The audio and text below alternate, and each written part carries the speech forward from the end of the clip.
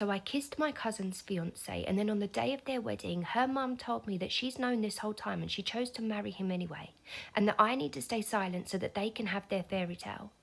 So obviously I went to find my cousin. She was standing in the bridal suite mid-touch-up, surrounded by her bridesmaids. They were laughing, sipping champagne. She was glowing like she hadn't just legally bound herself to a man who was kissing me behind the venue 20 minutes ago. I walked in and she dismissed the room with one hand, didn't even look at me, just said, "Give us a minute." They left.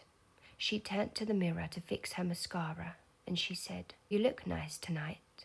Shame you're not in any of the photos." I looked at her and said, "You knew, didn't you?"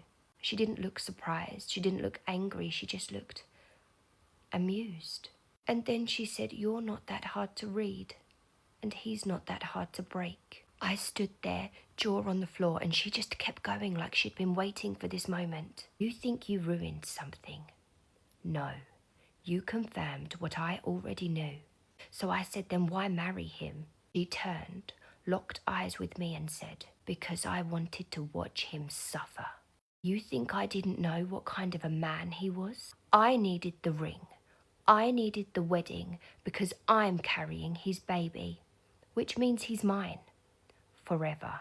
I told her that he had told me about the pregnancy, and I told her that he told me he felt trapped. And I watched her composure slip just for a second before she touched up her lipstick and said, "Good." And then she got up super close to my face and she said, "Now run along like a good little girl. Do as I say, because don't forget, I'm the keeper of the secrets." I didn't speak. I couldn't. She smiled, fluffed her veil and just walked straight past me back to the party as if nothing had happened, as if she hadn't just delivered the most cold-blooded monologue of all time. And that's when I realized I'm actually not the villain in this. She is.